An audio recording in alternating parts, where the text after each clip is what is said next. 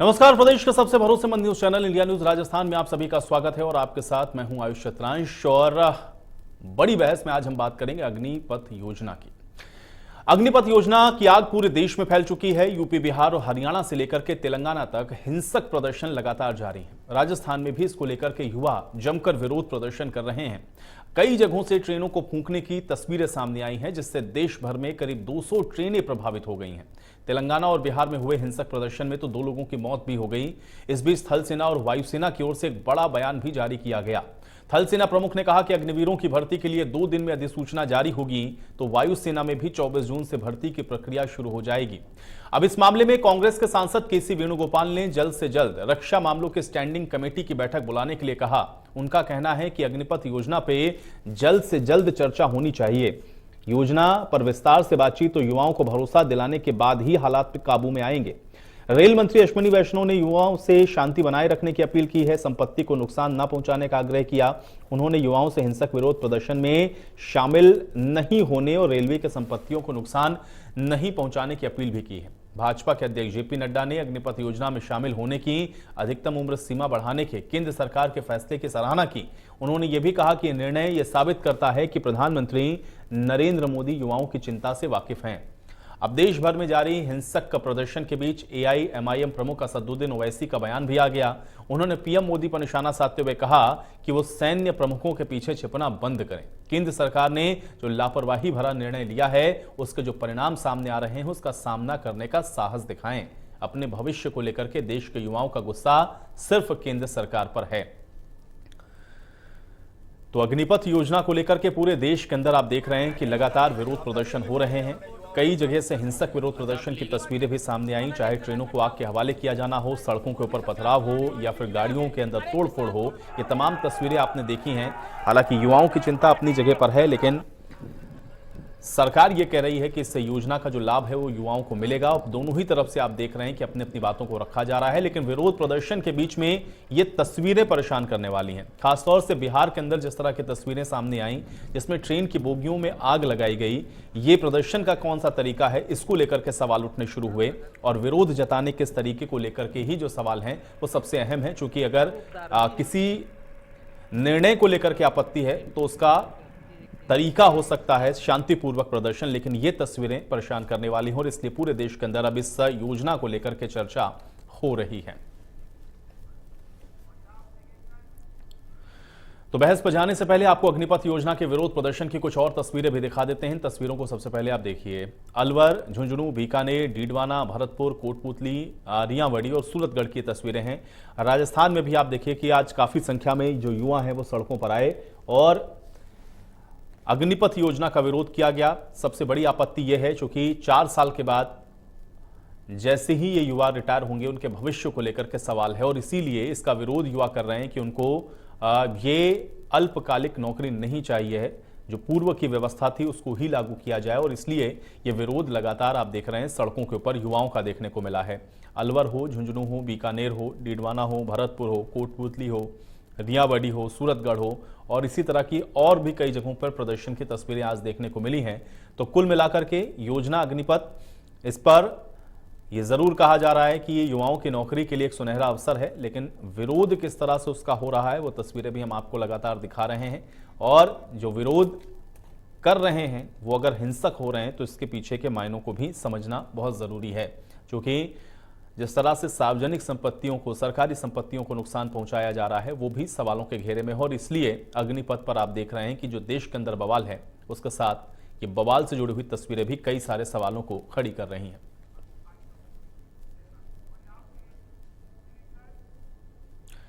और आइए अब आपको अग्निपथ को लेकर के कुछ बयान भी सुनवाते हैं। इस प्रकार विकास कर पाएगा क्या जब आप अशांति रहेगी, तनाव रहेगा? तो प्रेम, भाईचारा, आपस में मोहब्बत होनी चाहिए। हिंसा को बर्दाश्त नहीं करेंगे। प्रधानमंत्री जी को हम रिक्वेस्ट करें कहने के लिए, मैंने तो हाथ जोड़ दिए।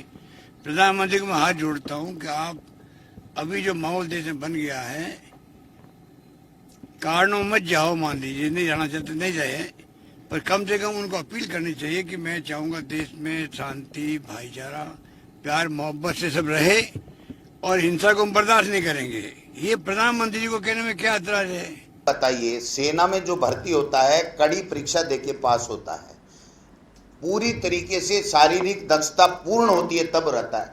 अब उसमें 25% का सिलेक्शन कैसे करेंगे? वो तो सारे फिट हैं, फिट लोग हैं, वही हमारी सेना है और वही हमारा स्वाभिमान है, वही हमारे देश की रक्षा करने वाले लोग हैं। उनमें भी आप भेद करा दोगे तो ये शंका इसलिए उठ रही है कि वहां पर क्योंकि केंद्र में आईएएस की रैंक देकर के तमाम ऑफिसों में आरएसएस के लोगों को भर दिया गया है, तो इसलिए ये सवाल ये उठ रहा है कि आप टेस्ट दोबारा कैसे लोगे, क्या मापदंड होगा आपका 25% रखने का, और क्या आप जैसे केंद्र में सभी अधिकारियों में और सभी मंत्रियों के जो पीएस वगैरह आपने आरएसएस के लोग एक दर्जा देकर के आईएएस की पे स्केल देकर के लगाए, क्या आप यहां पर ये काम नहीं करोगे? कैसे हम मान लें कि ये नहीं करेंगे? कि देखो, राहुल गांधी को जेल भेज दिया, अग्निपथ का विरोध करोगे और सामने आकर खड़े होगे तो आपको भी नहीं छोड़ेंगे। जो लोग चौथी बार का जो सांसद है, कांग्रेस पार्टी का सबसे बड़ा नेता है, हम उसको जेल भेजने की तैयारी कर रहे हैं। ये तो नाटक हो रहा है सारा। आनंद फानंद में देश की सेनाओं के स्ट्रक्चर को उसे छेड़छाड़ करना निश्चित रूप से बहुत गंभीर बात है। भारत और पाकिस्तान के लोकतंत्र में क्या अंतर है? भारत में फौज का सियासी दखल नहीं है, इसलिए भारत में लोकतंत्र कायम है, और पाकिस्तान जैसे मुल्कों में फौज का दखल सियासत में होने से वहां नर्क जैसी स्थिति है, डेमोक्रेसी को है ही नहीं।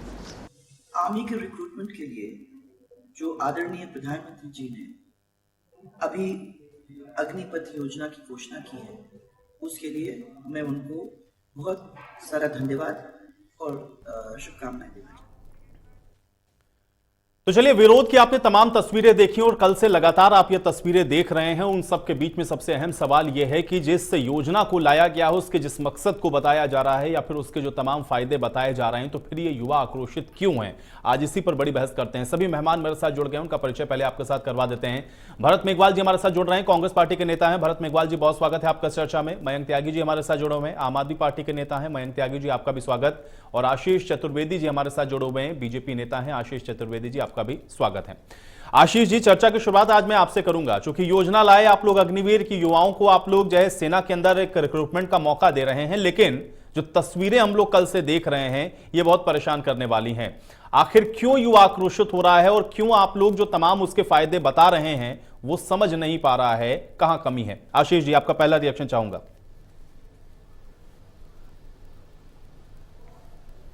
आयुष जी, निश्चित रूप से जो तस्वीरें आ रही है वो बहुत विचलित करने वाली है, और मैं आपके चैनल के माध्यम से सभी युवाओं से अपील करता हूं कि वो शांति बनाए रखें। ये राष्ट्र की संपत्ति है, इसको नुकसान न पहुंचाएं। ऐसा करके वो अपने भविष्य के साथ ही खिलवाड़ कर रहे हैं। आप देखिए, उनके पास एक बहुत अच्छी अपॉर्चुनिटी आई है सेना में भर्ती होने की, और जहां तक बात है प्रधानमंत्री आदरणीय मोदी जी की, वो युवाओं की सब चिंताओं से अवगत हैं और उनके उज्जवल भविष्य के लिए लगातार वो प्रयासरत हैं।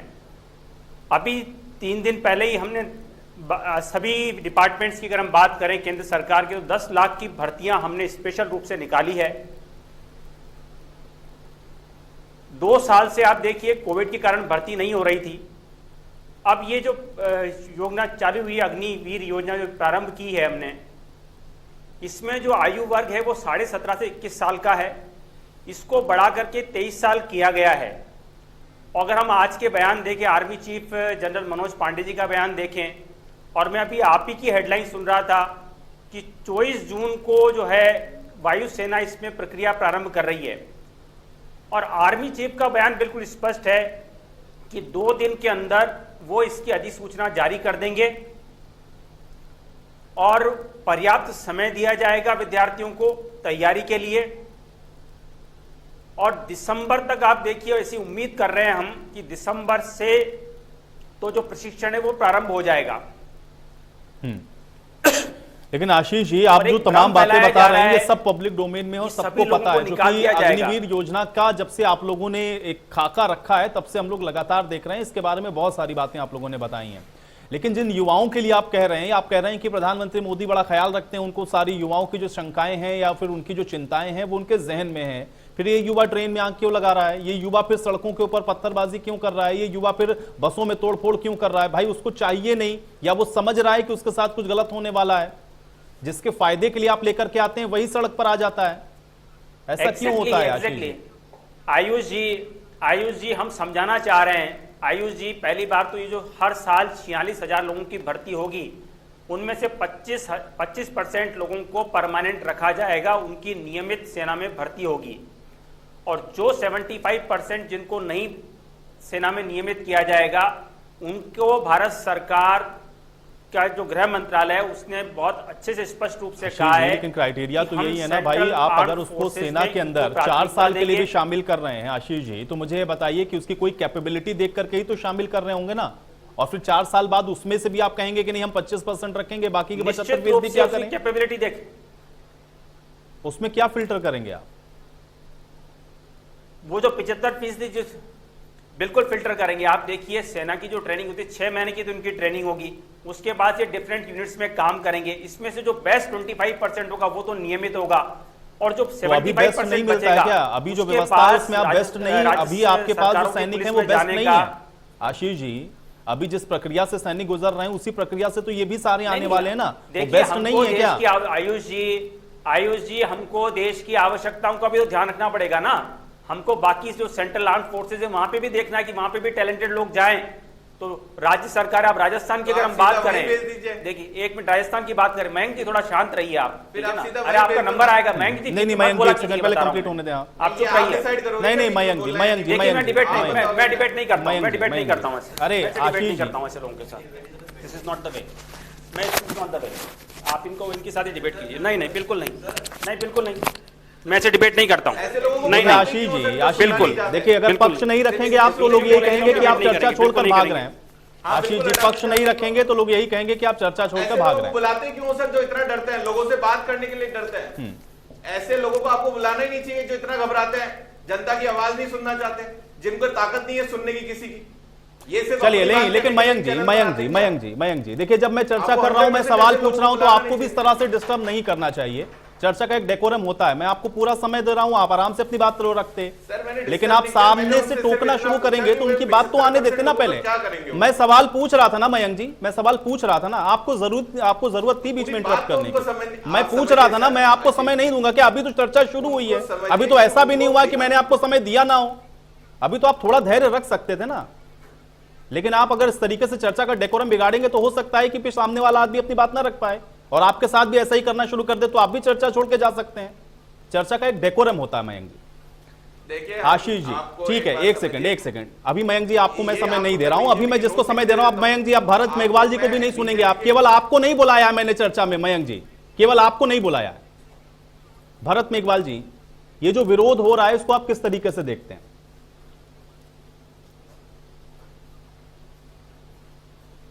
आयुष जी, सन 2019 के बाद सेना भर्ती पे विराम लगा दिया गया था, कोरोना का बहाना किया गया। उसके बाद लाखों करोड़ों युवाओं ने जो देश की सेना में जाकर देश की सेवा करने का सुनहरा अवसर ढूंढ रहे थे, उन पर ये भारतीय जनता पार्टी द्वारा जय जवान जय किसान का नारे लगाने वाली सरकार ने इन युवाओं के साथ इतना बड़ा धोखा किया है कि उनके भविष्य को अंधकार में डाल दिया है। आप देखिए, पहले ना तो ये किसानों के हितैषी रहे और ना अब ये जवानों के हितैषी हो रहे हैं। इसी तरह से कृषि बिल इन्होंने लाया, 1 साल से ज्यादा किसानों ने रोडों पे आके संघर्ष किया और उन्हें वापस से इस किसान बिल को लेना पड़ा। इसी तरह से बिना विचार विमर्श किए, बिना विपक्षी पार्टियों को साथ में लिए, बिना जनता में इस बात को लाए हुए इन्होंने इस बिल को लाकर इन्होंने इस चीज को लोगों पे थोप दिया, युवाओं पे थोप दिया, जिसी का ये आक्रोश है कि पिछले 24 घंटे के अंदर जैसे ही इस योजना को घोषित किया गया, 24 घंटे के अंदर इतना बड़ा उग्र प्रदर्शन हुआ। आयुष जी, हमें ये चीज समझ नहीं आती, युवाओं को तो ठीक है, बात भी सही है कि 4 साल में आप ऐसा कौन सा प्रशिक्षण उनको देने वाले हैं कि 6 महीने में वो इतने क्वालिफाइड हो जाएंगे कि भारत के चीन और पाकिस्तान जैसी बॉर्डर पर जाकर वो सैनिक की तरह वहां पर डिप्लॉय हो पाएंगे। 6 महीने के अंदर एक सैनिक कहीं भी तैयार नहीं हो पाता है। एक सैनिक को तैयार होने के लिए 2 से 2.5 साल लगते हैं। उसका मनोबल बढ़ना चाहिए। जिस युवा को ये पता होगा कि 4 साल बाद मुझे यहां से हटा दिया जाएगा, वो युवा किस तरह से मोटिवेटेड हो पाएगा, वो किस तरह से देश के लिए अपनी जान को नौछावर कर पाएगा, और इसके साथ देश की विश्वसनीयता तथा गोपनीयता का भी खतरा बना रहेगा। बार बार आप जितने के भी स्टेटमेंट सुनेंगे, आप ये देखिए कि इन्होंने इस योजना को मन मर्जी लाकर थोप दिया है, क्योंकि प्रैक्टिकली ऐसी योजना भारत देश के अंदर धरातल पर सक्सेस नहीं होने वाली है। 4 साल के अंदर आप किस तरीके से उन युवाओं को तैयार करेंगे, और 75% युवाओं को आप हटा देंगे। वो 75% भी तो वही युवा है जो 6 महीने की ट्रेनिंग लेके आपके साथ जुड़े हैं, और 25% को आप रखेंगे। तो ऐसे 25% कौन से हैं, उनका क्या क्राइटेरिया है जो आप उन 25% को रखेंगे और 75% को आप नहीं रखेंगे? क्या 25% में आप अपने चहेतों को, या जो माननीय मुख्यमंत्री जी कह रहे हैं आरएसएस के लोगों को बैकडोर एंट्री देने का तो काम नहीं कर रहे हैं? 1.52 लाख करोड़ पेंशन के व्यय को बचाने के लिए आप इस देश की सुरक्षा, लेकिन अब मेघवाल जी मुझे बताइए कि सैनिक भी आरएसएस का होगा क्या? मुझे बताइए मेघवाल जी आरएसएस का सैनिक कैसे होगा, मुझे बताइए। जो बच्चा जा रहा है वो क्वालिफिकेशन जो उनके क्राइटेरिया उसको क्लियर करके ही तो पहुंचेगा ना वहां पर, वो आरएसएस का हो जाएगा। तो ऐसे 75% आप इस चीज का क्या फिल्टर लगा रहे हैं कि 75% नहीं, ये ठीक है, ये जवाब तो वो देंगे, लेकिन आप ये मत कहना, आप भी देखिए उन लोगों के ऊपर सवाल उठाना शुरू कर देते हैं जो हमारी देश की सेवा में जाने वाले हैं। वो 75% हो या 25% हो, लेकिन वो आरएसएस के हो जाएंगे, ये कहना गलत है, क्योंकि वो सैनिक आरएसएस का नहीं हो सकता है। इस देश का मेघवाल जी शब्दों को थोड़ा सा करेक्ट कर लें, शब्दों को करेक्ट करें। सेना का कोई भी जवान आरएसएस का आदमी नहीं हो सकता है। वो सेना का है, वो देश के लिए, वो देश का एसेट है। वो आरएसएस का नहीं हो सकता है कि उसमें आरएसएस वालों को आगे घुसा के और आगे बढ़ा देंगे। थोड़ा तर्क वाली बातें करिए, थोड़ा तर्क वाली बात करिए, ये बात सही नहीं है आपकी। सेना इस देश का गौरव है, सैनिक इस देश के शान है। लेकिन आप 25% का ऐसा कौन सा क्राइटेरिया लगा रहे हैं? आप उसको पब्लिक डोमेन में लेके आइए ना, आप बताइए ऐसा कौन सा क्राइटेरिया है। कोई भी अगर एग्जाम होता है या कोई भी कहीं पे भी अगर एंट्रेंस एग्जाम होते हैं, तो जो एंट्री करके आ चुका उसको आप और कौन सा फिल्टर करने जा रहे हैं? उन 75% के भविष्य का क्या आप खिलवाड़ करने जा रहे हैं? 24 साल की उम्र में जब बच्चा बाहर निकल के आएगा, एक युवा, एक सैनिक बाहर निकल के आएगा, उसके पास भविष्य, जो 25% भी होंगे, उसके पास भविष्य में क्या होगा? 25% भी होंगे भरत मेघवाल जी, जिसको आप कह रहे हैं कि कौन सा क्राइटेरिया होगा, अगर ये 25% फिल्टर करेंगे भी, तब भी वो आरएसएस का नहीं होगा ना, वो होगा तो देश का सैनिक ही ना। ये क्यों कह रहे हैं कि फिर वो आरएसएस को आगे बढ़ाने के लिए कर रहे हैं ऐसा? इस तरह के शब्दों की क्या जरूरत है? अब तो आप सेना के ऊपर भी सवाल उठाना शुरू कर देंगे। कौन होंगे? कल को जो अधिकारी प्रमोट होकर के आगे पहुंचेंगे कहेंगे कि ये तो आरएसएस के आदमी हैं। कल आप सेना के ऊपर सवाल उठाएंगे मेघवाल जी? ये बात सेना के ऊपर उठाने की नहीं है, ये बात है तो आरएसएस का नाम कैसे आ गया? सेना के बीच में आरएसएस का नाम कहां से आया? 8 साल से देश में मेघवाल जी, शासन करने मेघवाल जी, सब बातें आपकी ठीक है, लेकिन सेना के बीच में आरएसएस का नाम कैसे ले आया? मेघवाल जी, सेना के बीच में आरएसएस का नाम कहां से आ गया? मैं यही तो समझना चाह रहा हूं। आप कैसे क्लियर कर सकते हैं? आप कैसे क्लियर कर सकते हैं? मैं कह रहा हूं, मैं डंके की चोट पे कह सकता हूं, सैनिक कभी आरएसएस का आदमी नहीं होगा। सैनिक आरएसएस का कैसे होगा? सैनिक अपनी क्वालिफिकेशन के जरिए पहुंचेगा ना वहां पर, उसमें चाहे 25% बचे या 5% बचे या 1% बचे, लेकिन वो आरएसएस का नहीं होगा। वो आरएसएस का नहीं होगा मेघवाल जी। मेघवाल जी गलत शब्दों का इस्तेमाल न करें। क्या 25% ही लेंगे?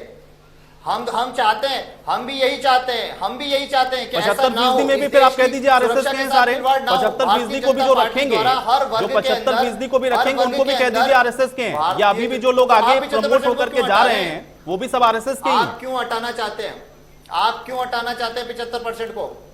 आप क्यों हटाना चाहते हैं 75% को? भारतीय जनता पार्टी से सवाल पूछा जाना चाहिए कि आप 75% को क्यों हटाना चाहते हैं? ऐसा कौन सा क्राइटेरिया है कि वो 75% आगे बढ़ने के लिए सक्षम नहीं है? क्या सिर्फ एक 1.52 लाख करोड़ जो आप पेंशन योजना देना चाह रहे हैं, उस पेंशन योजना के भार की वजह से आप देश की सुरक्षा को खतरे में डालेंगे? ऐसा करना चाहते हैं आप? आपने हर वर्ग के साथ खिलवाड़ किया है, आपने किसानों के साथ खिलवाड़ किया, अब देश के जवान, सही है मेघवाल जी, लेकिन ये मत कहिए, सेना को लेकर के ये मत कहिए कि जो आदमी आगे बढ़ेगा वो आरएसएस का आदमी होगा या आरएसएस के आदमी को ही आगे बढ़ा देंगे, ये मत कहिए बस सेना के लिए। बाकी सारी बातें आपकी सही हैं। मयंक जी, अब आपका रिएक्शन चाहूंगा मैं इसके ऊपर।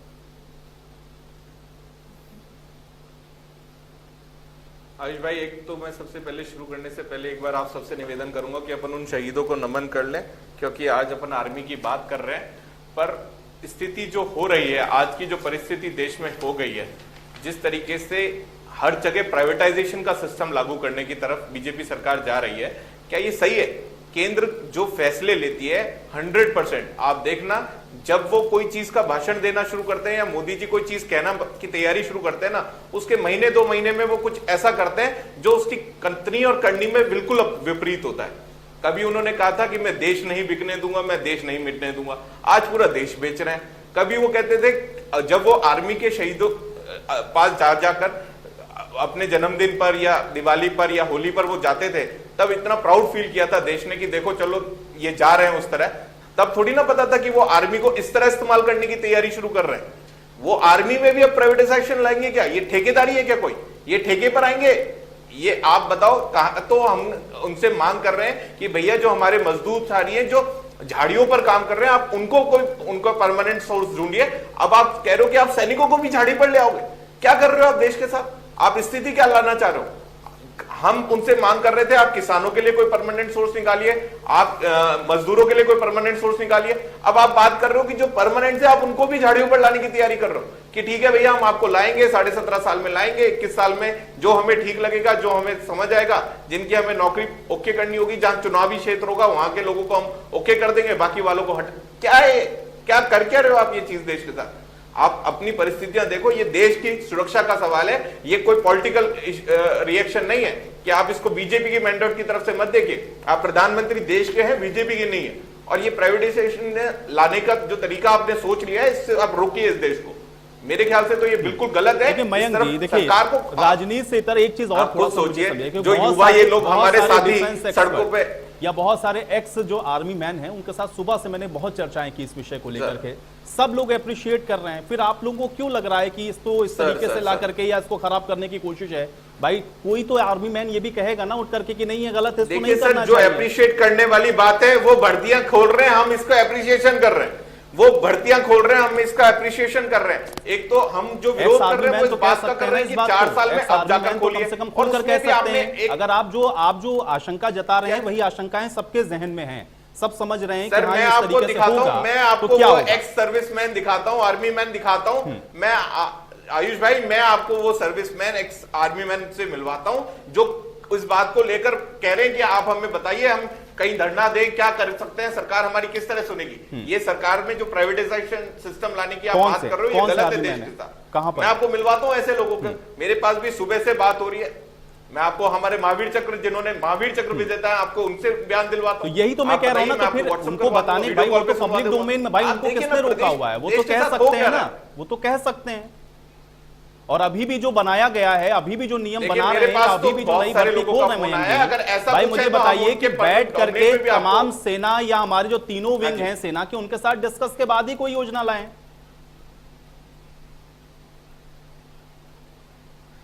सर योजना तो देखिए, आपको मैं बताऊं, प्रधानमंत्री कार्यालय से ही आती है और ये थोपी जाती है। योजना कहीं से नहीं आती और प्रधानमंत्री कार्यालय से भी नहीं आती, ये बीजेपी कार्यालय से आती है। अगर ये प्रधानमंत्री कार्यालय से आती तो देश हित में होती।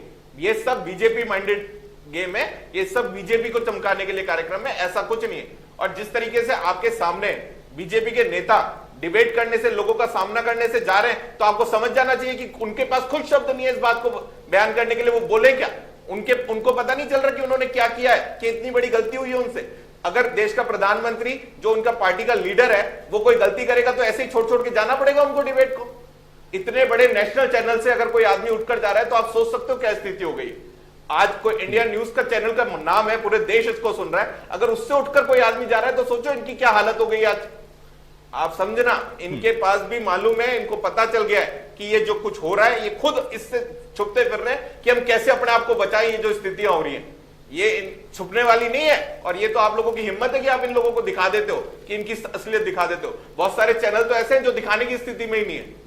तो मैं आप लोगों को बड़ा इसके लिए गर्व फील करते हैं कि अभी भी देश में कुछ ऐसे मीडिया साथी बाकी हैं जिनको ताकत है, जो असलियत दुनिया तक पहुंचाना चाह रहे हैं। बाकी तो स्थिति बहुत गंभीर है इस देश में। नहीं, मैं तो खुद चाह रहा था भाई आशीष जी यहाँ पर रहते, अपनी बात को रखते, लेकिन हम आशीष जी की खाली कुर्सी इसीलिए बराबर दिखा रहे हैं कि अगर वो यहाँ नहीं है तो इसका मतलब मैं यही मान रहा हूँ कि वो चर्चा से कहां से, उनके पास कुछ बात होगी तब रखेंगे। मैं ये मान रहा हूँ आपकी ये ताकत को मैं सलाम करता हूँ कि आपने ये जो बीजेपी की खाली कुर्सी दिखाई है, इसको सलाम है सर मेरा। ये बहुत बड़ी ताकत है। आप देखो, ये जो आप देश को असलियत दिखा रहे हो बीजेपी की, इसको सलाम है सर। इन लोगों को भागना पड़ेगा, भागना पड़ेगा। जो ये कर रहे हैं इसके लिए इनको भागना पड़ेगा। ठीक है, लेकिन भरत मेघवाल जी, नहीं ये सही है। देखिए, किसी भी चीज का विरोध हो सकता है इस देश के अंदर। हमको संविधान ने इस चीज का अधिकार दिया है कि हमको जो चीज नहीं अच्छी लग रही हम उसके लिए विरोध कर सकते हैं, लेकिन वो शांतिपूर्वक, उसका सम्मान करना चाहिए। लेकिन ये देखिए, ये जो तस्वीरें हम लोग देख रहे हैं, मेघवाल जी जो तस्वीरें हम लोग देख रहे हैं, आगजनी जो कर रहे हैं या तोड़फोड़ जो कर रहे हैं, ये क्यों होना शुरू हो जाता है? और इसमें पॉलिटिकल पार्टीज की भूमिका कैसे देखते हैं आप लोग? कांग्रेस पार्टी की भूमिका कैसे देखते हैं? भरत मेघवाल जी।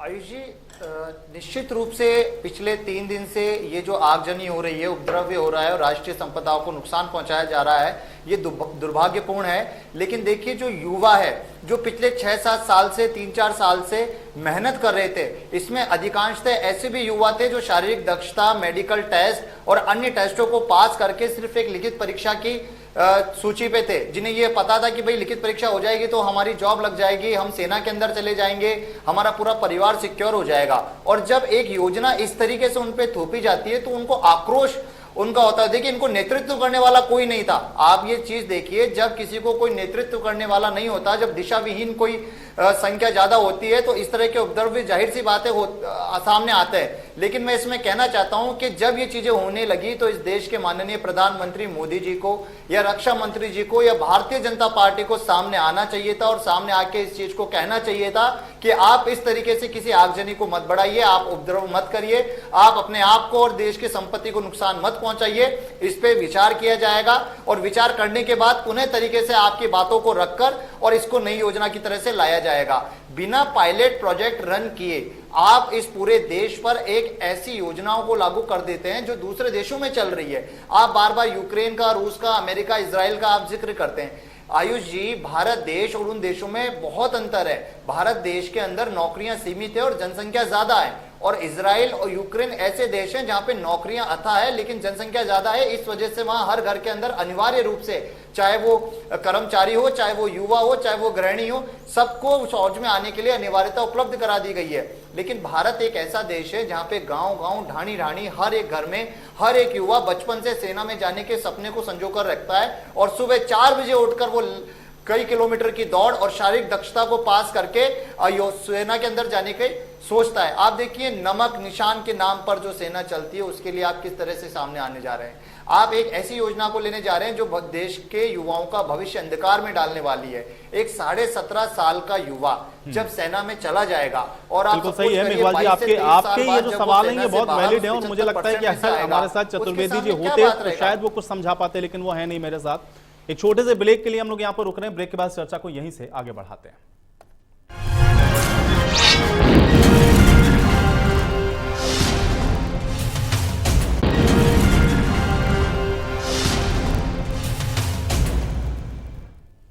तो ब्रेक के बाद आप सभी का स्वागत है। आज बड़ी बहस में चर्चा अग्निपथ योजना की हो रही है, क्योंकि पूरे देश के अंदर आप देख रहे हैं कि इस अग्निपथ योजना के बाद बवाल हो रहा है। जो आप कह सकते हैं कि सेना की तैयारी करने वाले जो परीक्षार्थी हैं वो सब सड़कों पर हैं और लगातार इस योजना का विरोध बड़े पैमाने पर किया जा रहा है। जगह जगह से जो तस्वीरें आई हैं वो हालांकि परेशान करने वाली हैं, इसलिए प्रदर्शन को लेकर के सवाल जरूर हैं, लेकिन सवाल ये भी बहुत महत्वपूर्ण है कि जिस बात को लेकर के विरोध हो रहा है आखिर उसका जवाब क्या है सत्ता पक्ष के पास। क्योंकि अभी इसी चर्चा में आपने देखा जो सवाल पूछे जा रहे थे भारतीय जनता पार्टी के प्रवक्ता से, उन सवालों से बचते हुए वो चर्चा को बीच में ही छोड़कर चले गए हैं। दो मेहमान अभी मेरे साथ जुड़े हुए हैं। भरत मेघवाल जी कांग्रेस की तरफ से हमारे साथ मौजूद हैं, मयंक त्यागी जी आम आदमी पार्टी की तरफ से हमारे साथ जुड़े हुए हैं।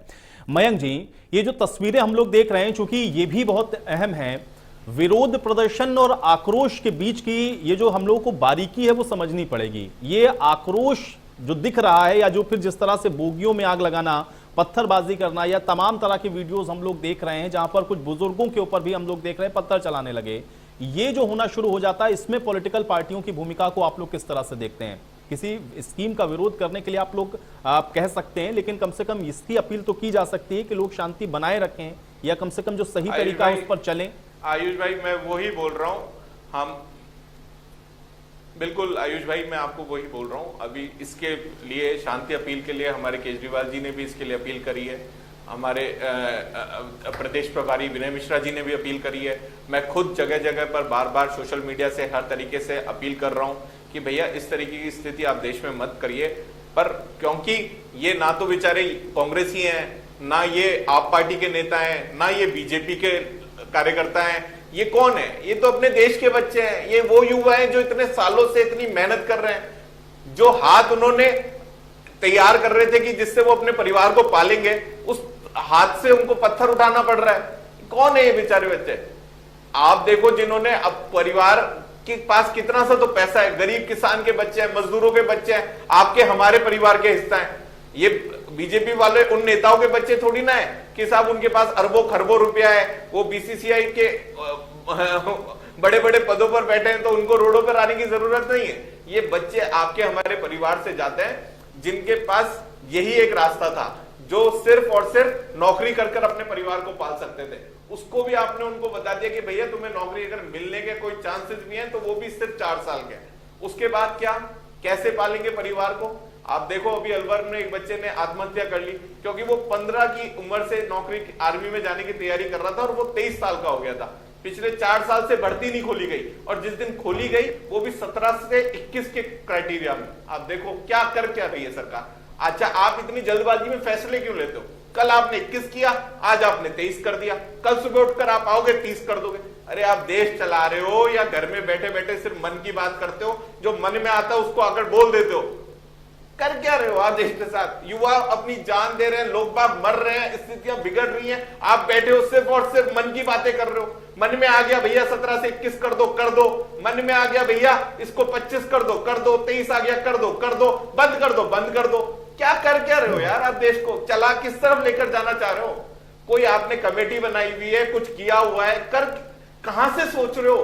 कुछ है डिसीजन मेकिंग का, या फिर आप क्या कहते हैं बोल देते हो कि ठीक है साहब मैंने तो कर दिया, अब भैया नीचे हमारे कार्यकर्ता हैं, बड़े बड़े हमने ऑफिसेस बनाकर दे दिए हैं, हर जिले वाइज भी दे दिए हैं, सेंटर में भी इतना बड़ा ऑफिस बना दिया है, वो लोग संभालेंगे, संभल जाएगा तो संभल जाएगा, नहीं जलेगा तो देश जलेगा, और जलेगा तो दिखाएंगे जो होगा।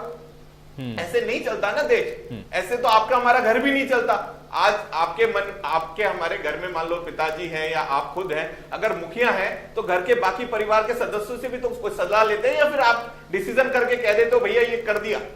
फाइनल डिसीजन आपका होता है, मुखिया का होता है, पर घर में सलाह तो की जाती है। आप सोचो, आप थोड़ा सा मनन करें मोदी जी कि भैया ये मन की बात नहीं है, ये रेडियो पर आप जो आकर बोल देते हो, ये सिर्फ आप बीजेपी के नेता नहीं हो, आप देश के प्रधानमंत्री हो। जो आकर बोला करो, सोचा करो, समझा करो क्या आप कहने जा रहे हो। डिसीजन लेने से पहले देखा करो कि हमारा देश क्या है। ये देश सिर्फ विदेशों से नहीं चल रहा, ये देश हिंदुस्तान है। यहाँ पे आम आदमी के आवाज सुनो, आम लोगों की आवाज सुनो। आप सिर्फ बड़े बड़े व्यापारियों के बीच में बैठ के उनकी बातें सुन के हाँ जी इसको ऐसे कर दो, हमारी बड़ी बड़ी कोचिंग सेंटर चलती रहेंगी, 4 साल के लिए भेजेंगे, उनको ट्रेनिंग कराएंगे, आगे का काम हो जाएगा। अब कोई बड़े व्यापारी आ रहे होंगे जो बेचारे ये हमारे छोटे कोचिंग सेंटर्स वाले जो तैयारियां करा रहे हैं, उनके बिजनेस को भी टेक ओवर करने का प्लान बनाकर बैठे होंगे। तो ठीक है भैया, लो तुम्हारे लिए नया बिजनेस का स्कोप खोल देते हैं। भाई साहब आप इसको प्राइवेटाइजेशन मत करो, और कम से कम देश की सुरक्षा को तो प्राइवेटाइजेशन मत करो। आपको प्राइवेटाइजेशन करना है, आपने और चीजें बहुत कर दी। आप बताओ, अरबों खरबों रुपया देश का लगा एयरपोर्ट, रेलवे स्टेशन, ये सब बनाने में, और आपने उसको प्राइवेटाइज कर दिया। भाई किसका था ये? आपका। ये देश की संपत्ति है, आपको किसने अधिकार दिया?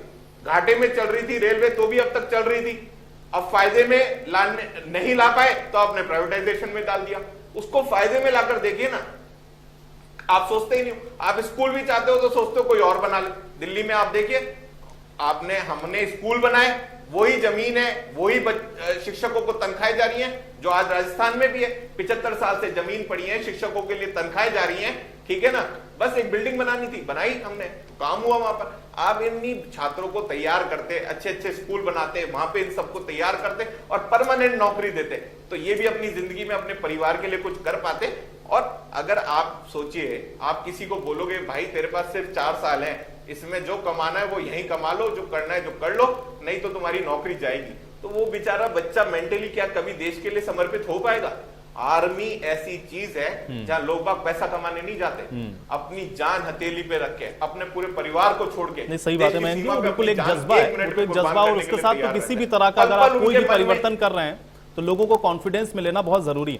भरत मेघवाल जी, क्योंकि आपने ये कहा भरत मेघवाल जी कि अगर इसको पायलट प्रोजेक्ट के तौर पर भी लाते तब भी ठीक था, पुरानी व्यवस्था साथ में अगर लागू रहती, अगर समझ में आता कि ठीक है, या युवा समझ जाते तब तो अलग बात थी। क्या आपाधापी में जो चीजें होती हैं उस वजह से आपको लगता है कि ये जो स्थितियां हैं इस तरह से पहुंच जाती हैं? बहुत सारे फैसले हम लोगों ने देखे इस सरकार के अंदर। मेघवाल जी। आयुष, जाहिर सी बात है, देखिए जब से इस देश के अंदर भारतीय जनता पार्टी ने अपना केंद्र में सरकार बनाई है, तब से इन्होंने मनमानी करने का प्रयास शुरू कर दिया है। और अनगिनत, चाहे नोटबंदी आप देखिए, वो अर्थशास्त्रियों को समझ में नहीं आई। आपने जब किसान बिल लेके आए तब किसानों को समझ में नहीं आया। आप जीएसटी लेके आते हैं तो व्यापारियों को समझ नहीं आता। लेकिन आपके जो प्रवक्ता हैं, आपके जो अंधभक्त रहते हैं, उनको सब कुछ समझ में आती है। आप ये इस चीज को, अगर हम प्रैक्टिकली एक बात ये सोचें तो आप ये देखिए, एक सेना में जब जवान जाता है तो उसे प्रशिक्षित होना बहुत जरूरी है। 6.5 महीने के अंदर आप उन्हें ऐसा कौन सा प्रशिक्षण दे देंगे कि वो वेल क्वालिफाइड हो जाएंगे हर तरह के हथियार चलाने के लिए। दूसरा चीज, वो संतुष्ट होना चाहिए। जब उसे ये चीज पता है कि 4 साल बाद मेरा भविष्य है नहीं, हो सकता है मैं उस 75% में आ जाऊंगा जिससे मुझे बाहर कर दिया जाएगा, तो वो कैसे मोटिवेटेड हो पाएगा जब उसे पहले से ही पता होगा कि 4 साल बाद मैं हट जाऊंगा। और आप ये चीज सोचिए, आज गांव के अंदर जब एक बेटा फौज के अंदर जाता है तो उसके लिए रिश्ते की भी भरमार आ जाती है। जब उनको ये पता चलेगा कि ये तो 4 साल की नौकरी है, 4 साल बाद इसका भविष्य सुरक्षित नहीं है, आप 11.71 लाख रुपए में उसके देश के बच्चे के, युवा के साथ भविष्य से खिलवाड़ करने जा रहे हैं। आपको इसमें पहले लोगों की राय लेनी चाहिए थी। मुझे लगता है सदन में इसको लाना चाहिए था। इस योजना के ऊपर पब्लिक ग्रीवेंसेस लेने चाहिए थे। उसके बाद इसमें वो सारी चीजों को इनकॉर्पोरेट करना चाहिए था, एक मिक्सचर लेके आना चाहिए था। आप ऐसा नहीं कर सकते कि इजराइल में जिस हिसाब से काम होता है, यूक्रेन में होता है, एज इट उसको यहाँ पे हम लाया जाए। क्योंकि देखिए, पूर्व में भी विपिन रावत जी ने ये बयान दिया था कि सेना सेवा के लिए होती है, नौकरी के लिए नहीं होती। और सेना के अंदर मानसिक और शारीरिक दक्षता बहुत जरूरी है। एक 17.5 साल से 21 साल का युवा इतना दक्ष नहीं होता, ना वो मेंटली प्रिपेयर होता है, ना वो फिजिकली इतना अच्छा प्रिपेयर हो पाता है कि आप उसको सेना के अंदर इस तरह से लेके आएंगे और 4 साल बाद आप उसको निकाल के दे देंगे। लेकिन आपने क्या करा, अपने मन की इच्छा पूरी करने के लिए और अपने कुछ लोगों को लाभान्वित करने के लिए आप ऐसी योजनाओं को सामने लेके आ गए, जिसका आक्रोश आपको भुगतना पड़ रहा है। पहले किसानों को के लिए आपको भुगतना पड़ा और अब युवाओं के लिए आपको भुगतना पड़ रहा है। तो मैं ये जानना चाहता हूं कि इस देश के युवाओं के साथ जिन्हें रोजगार का वादा प्रधानमंत्री मोदी जी ने दिया था, ये क्या खिलवाड़ किया जा रहा है? सेना की सुरक्षा के साथ बिल्कुल खिलवाड़ किया जा रहा है। आपने भी कहा आयुष जी के कई मेजर जनरल ऐसा बोल रहे हैं। मैं कई पिछले 3 दिन से डिबेटें सुन रहा हूं, मैं इंटरनेशनल नेशनल डिबेटें भी सुन रहा हूं। नेशनल डिबेटों में कईयों में इन्होंने ये कहा है कि इस तरह की योजना को लाना देश की सुरक्षा के साथ खिलवाड़ है।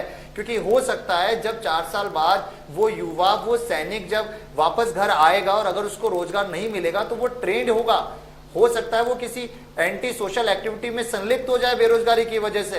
तो हमें ये भी चीज देखनी पड़ेगी। अगर हमें किसी की अच्छाई पक्ष दिख रहा है तो उस चीज से गलतियां क्या निकलेगी, कमियां क्या निकलेगी, उस पर भी ध्यान देना पड़ेगा। तो इस तरह की योजना को भारत जैसे देश में धरातल पर लागू एकदम से नहीं किया जा सकता। इसमें ना उसको पेंशन मिलेगी, ना उसको किसी और तरह का कोई रैंक नहीं है उसके पास। आप फौजी कह रहे हैं, उसके पास कोई एक सिपाही की तरह वो जाएगा, उसकी कोई यूनिट नहीं होगी, उसकी कोई बटालियन नहीं होगी। वो किस तरह से देश के अंदर अपने जज्बे के साथ नेपाल जैसी, ये चाइना जैसी और पाकिस्तान जैसी आर्मी के साथ भिड़ पाएगा?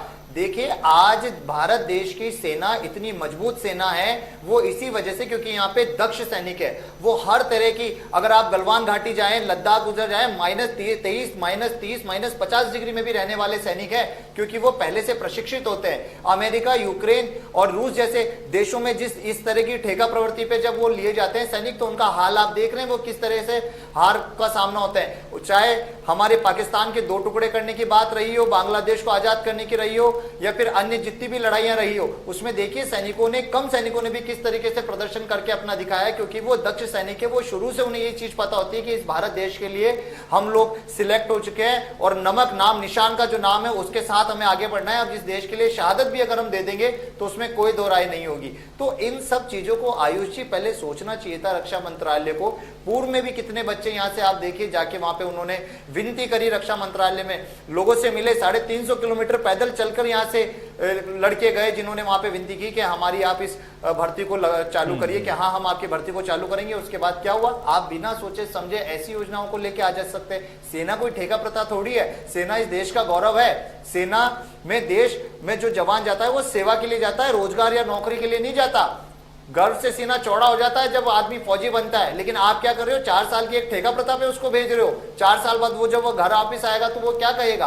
तो आयुष जी इन सब प्रैक्टिकल बातों को सोच के चलना पड़ेगा और बिना सोचे समझे मन की बात रखने से ये देश नहीं चलेगा। और जिस तरह से किसानों ने पहले आक्रोशित होकर इस तरह के आंदोलन किए थे, आप देखिए युवा सड़कों पर उतर चुका है और युवा भी इसी तरह से, इनको किसान बिल जिस हिसाब से वापस लिए थे इसी तरह से इनको वापस लेना पड़ेगा। ये मयंक जी, क्या आपको भी यही लग रहा है कि एक तो किसी के साथ कोई कन्वर्सेशन नहीं या फिर कोई भी चीज अचानक से आ जाती है जिसके बारे में, जिसके लिए ला रहे हैं उसको कुछ पता नहीं, इस वजह से भी हम लोग देख रहे हैं कि ये स्थितियां बनती हैं। मैं तो बार बार बोल रहा हूं, देश में जो मैं बिल्कुल आयुष भाई वही बार बार बोल रहा हूं, देश में जो अभी पॉलिसीज डिजाइन हो रही है ये देश हित में नहीं हो रही, ये कुछ एक चुनिंदा व्यापारियों के हित में हो रही है, पूंजीपतियों के हित में हो रही है। देखिए, व्यापारियों का सम्मान है, वो लोग व्यापार करें, बट देश की सुरक्षा के साथ खिलवाड़ करके व्यापार करना ठीक नहीं है। उनको व्यापार करने के लिए और बहुत से तरीके हैं, आपने दिए हैं ना, अभी सबको एयरपोर्ट्स दे रहे हो, आप रेलवे स्टेशन दे रहे हो, आप कीजिए जो करना चाहते हो, पर आप ये स्थिति तो मत क्रिएट करो कि आप उनको सुविधा देने के लिए देश के युवाओं के भविष्य के साथ खेलना शुरू कर दो। कहां हमारी पार्टी इस टाइम लगी हुई है कि भैया कैसे देश का युवा, गरीब से गरीब को शिक्षा दी जाए, उसके परिवार से स्वास्थ्य की तकलीफ खत्म की जाए, उसको परेशानियों से निकाला जाए ताकि वो परिवार ग्रो कर सके। इस देश का गरीबी कैसे खत्म होगी, आप मेरे को बताइए। जब उसका बच्चा मजबूत होगा, जो आने वाला पीढ़ी है वो मजबूत होगी, जब लोग स्वावलंबी बनेंगे, जब उनमें ताकत आएगी कि वो अपने परिवार का बोझ उठा सके। अब वो 17 साल का एक मासूम बच्चा जिसकी पहली जिंदगी में नौकरी मिलेगी और उस नौकरी में ही उसको ये बता दिया जाएगा कि भैया ये तुम्हारी नौकरी 4 साल है, अगर तुमने मोदी जी के नाम के नारे लगाओगे आर्मी में रहकर तो तुम्हारी कंटिन्यू होगी, नहीं होगी तो तुम्हारा रिटायरमेंट हो जाएगा। 71 साल के मोदी जी तो परमानेंट रहेंगे और 21 साल का युवा हमारा रिटायर कर दिया जाएगा। क्या कर रहे हो आप देश के साथ? आप सोचो। प्रधानमंत्री जी, आप पूछो उनसे क्या भैया कब रिटायरमेंट ले रहे हो, 2024 में प्लान है? नहीं, मैं 24 का भी चुनाव लड़ूंगा, फिर मैं 29 का भी चुनाव लड़ूंगा। और दूसरी तरफ युवा, भैया तुम सिर्फ 4 साल रहोगे। मतलब स्थिति क्या भैया? जो जिनको देश संभालना है, जिनको देश चलाना है, उनकी नौकरी परमानेंट कीजिए। आप अपनी नौकरी परमानेंट करके बैठे हो। मतलब आप तो आते हो सबको, भैया मैंने तुम्हें कुछ दिया है, देखो मुझे वोट देना। ये वोटों की राजनीति से बाहर निकलना पड़ेगा, क्योंकि ये देश की लिए सवाल है, ये बीजेपी के लिए या एक पर्टिकुलर मोदी जी के लिए नहीं चल रही है ये सब कुछ। तो लेकिन मयंक जी, क्या आपको ये भी लगता है कि ये जो आक्रोश हम लोगों को दिख रहा है ये इसलिए भी है, तो 2 साल से हम लोग देख रहे हैं कि एक तो भर्तियां जो रुकी हुई थी, दूसरा ये भी है लगातार हम लोगों ने देखा है कि युवा रोजगार को लेकर के या इस विषय को लेकर के पहले भी आक्रोशित होते रहे हैं, लेकिन अब जब ये फैसला ले लिया गया इसलिए भी आक्रोश और ज्यादा बढ़ता हुआ दिखा है। पिछले 8 साल में आप मुझे बता दीजिए कि युवाओं के लिए काम क्या किया गया। और 4 साल से तो बिल्कुल बैन है भर्तियां। आपको फुर्सत नहीं मिल रही किस तरह नोटबंदी में पैसे कमा लूं, किस तरह मैं लॉकडाउन लगाकर पैसे कमा लूं, मेरे आदमी सब सेटल हो जाए, उनके कर्जे चूक जाए, वो लोग कैसे देश के नंबर 1 अरबपति बन जाए, फिर दुनिया के अरबपति नंबर 1 बन जाए। आपको उनकी चिंता है, आपको इन गरीबों की चिंता कब करोगे भाई? कब आपको समय मिलेगा? कब आप सोचते हो कि मेरे को अब देश की चिंता करने की जरूरत पड़ रही है? आपको सिर्फ और सिर्फ कुछ एक परिवार को पालने के लिए आप देश के प्रधानमंत्री नहीं बने हो। आप देश के प्रधानमंत्री, आपको इन्हीं जिन युवाओं के साथ आज आपने मजाक किया ना, इनके माँ बापों ने वोट दिया था, उस वोट से आप बने हो। और अब आपको 2024 में पता चल जाएगा। आपको किसानों के लिए मौका मिला तो आपने एक ऐसा गेम डिजाइन कर दिया पूरा का पूरा, जिसके अंदर कि हम ऐसा कर रहे हैं। मार्केटिंग के मास्टर है बीजेपी। मार्केटिंग इस तरह करके दिखाना चाहती है कि शुरू के 4-5 साल तो लोगों को समझ ही नहीं आया, इन्हीं के एडवर्टाइजमेंट को देखकर समझने लग गए कि हाँ भाई ये सही कर रहे होंगे। पर जब लोगों ने हकीकत में उसको जानना चाहा तब पता चला कि स्थिति क्या है। आप किसानों को जब समझ आया कि भैया ये हमें दिखावे के नाम पर छल रहे हैं, इतना लूटपाट होने वाली है, तब देखो ना परिवार के वो बुजुर्ग लोगों ने आकर अपनी जानें गंवाई हैं, जो अपने युवाओं बच्चों को अपना भविष्य उज्जवल करना चाहते हैं, जो चाहते हैं। मेघवाल जी, की आपको भी लग रहा है कि 4 साल का ये आक्रोश पूरा दिख रहा है, तो 4 साल से भर्ती रुकी हुई बच्चों से लोगे, और उसके बाद जब ये भर्ती खुलने का समय आया तो फिर उसमें आप एक नई योजना लेकर के आ गए, इसलिए भी आक्रोश ज्यादा है। आयुष जी, आक्रोश 4 साल का नहीं, आक्रोश 2014 के बाद से शुरू हो चुका था। आप देखिए 2 करोड़ प्रतिवर्ष रोजगार देने वाली सरकार आज 10 लाख रोजगार 1.5 साल में देने के लिए उतारू हो चुकी है। पहले कहाँ ये 2 करोड़ प्रतिवर्ष रोजगार देने की बात करते थे, उसके बाद पकोड़े तलने को ये रोजगार की बात कहते थे। हमारे राहुल गांधी जी ने पहले ये बात कह दी थी कि मोदी जी आप इस देश के युवाओं के भविष्य के साथ खेलेंगे, पर आज वो बात देखिए साकार होती जा रही है। 60 लाख से ज्यादा नौकरियां सरकारी दफ्तरों में भी पेंडिंग पड़ी है और आप 10 लाख भरकर उनको क्या संतुष्टि देना चाहते थे? उसके बाद आपने सेना के अंदर भी इस तरीके से योजना लाके लोगों को आक्रोशित कर दिया। आयुष जी, मैं कहना चाहता हूं इस सरकार ने न सिर्फ युवाओं को बल्कि हर एक वर्ग को ठगा है, चाहे वो व्यापारी रहे हो, चाहे वो महिलाएं रही हो, चाहे वो युवा रहे हो या चाहे वो अन्य व्यक्ति रहे हो। और साथ ही साथ अब किसानों के साथ तो इन्होंने अहित किया ही था। इस देश में जय जवान जय किसान का नारा लगने वाले अब जवानों को भी इन्होंने ठगना शुरू कर दिया है। तो ये देश इस तरह से एक अलग दिशा में जा रहा है जिसको सिर्फ और सिर्फ भारतीय जनता पार्टी अपने कार्यालय में बैठकर चला रही है। आप देखिए इनके नेताओं का एक व्यक्तित्व इस चीज पे इस पे पथ पे आता नहीं है। अग्निवीरों के ऊपर एक इनका नहीं आता। माननीय वसुंधरा राजे जी कहती हैं पीएम साहब आपने बहुत अच्छी चीज कही है, लेकिन माननीय वसुंधरा राजे जी से यह अपील नहीं की गई कि प्रधानमंत्री जी आप आइए और देश हित में आके बोलिए कि युवा इस तरह से उपद्रव ना फैलाए, क्योंकि अंदर से ये लोग जानते हैं कि इस तरह की योजना इन्हें बैकफुट पर लाकर खड़ा कर चुकी है। जिस तरह से किसानों ने किया था संघर्ष, उसी तरह से युवा अब सड़कों पर आ चुके हैं। रोजगार नाम पर कुछ है नहीं, महंगाई दिन ब दिन बढ़ती जा रही है, आर्थिक नीतियां इनसे संभलती नहीं है और इसके पीछे बार बार ये तर्क देते हैं कि साहब 1.52 लाख करोड़ रुपए का पेंशन जो हमारे पास वित्तीय भार बढ़ रहा था उसकी वजह से हमने इस तरह से रिक्रूटमेंट करना शुरू कर दिया है। डायरेक्ट एंट्री आप बिल्कुल बंद कर चुके हैं सेना के अंदर। तो देश का जवान कैसे सेना के अंदर जाएगा? 4 साल ठेका प्रथा पर आप किस तरीके से उसे लेंगे, किस तरह से उसे प्रशिक्षित करेंगे, आप किस तरह से उसे एडवांस टेक्नोलॉजी से आप फुलफिल करेंगे? इस देश की जो भी चारों बाउंड्रीज हैं आप देखिए, चाइना हो गया, पाकिस्तान हो गया, इधर और भी कई चीजें हो गई। किस तरह से देश के अंदर आतंकवादियों का कहर हमेशा डर का एक बना रहता है। जवानों को हमें मानसिक भी ट्रेन करना पड़ेगा, मोटिवेशनल भी ट्रेन करना पड़ेगा। जब एक युवा को ये चीज पता होगी कि 4 साल बाद मेरा भविष्य अंधकार में है, तो वो उस तरह से ट्रेन नहीं हो पाएगा। अगर एक 12वीं पास का बच्चा 22 साल में जाके रिटायर होगा तो आप उससे कैसे एक्सपेक्ट कर सकते हैं कि वो अपनी ग्रेजुएशन पूरी करेगा और उसके बाद नए सिरे से वो किसी नौकरी की तैयारी करेगा?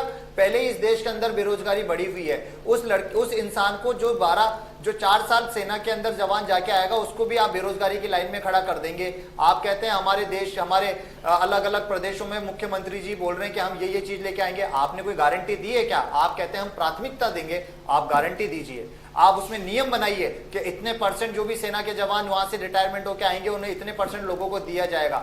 मैं आपको आयुष जी बताना चाहता हूं, ये 4 साल बाद अगर सेना से जवान रिटायर होगा तो उसे गार्ड से, एक जो बैंकों के बाहर गार्ड होते हैं ना, वैसी नौकरी के अलावा कोई नौकरी नहीं मिलेगी या प्राइवेट कंपनियों में भी नौकरी नहीं मिलेगी, क्योंकि बाकी जो फील्ड में बच्चा काम कर रहा होगा उसमें मैच्योर होकर वो वहां पर जाएगा। तो आप ये देखिए, बिल्कुल इस पर विचार करने की जरूरत है। लेकिन बहुत शुक्रिया, मेरे पास समय नहीं, इस चर्चा को मुझे यहीं समाप्त करना पड़ेगा। आप दोनों लोगों ने समय निकाला, बहुत शुक्रिया इस चर्चा का हिस्सा बनने के लिए। तो हालांकि अब अग्निवीर योजना को लेकर के या अग्निपथ को लेकर के आप देख रहे हैं सवाल हैं, लेकिन अब देखना यह है कि इसका हल सरकार किस तरह से निकालती है। आज बड़ी बहस में मेरे साथ फिलहाल इतना है।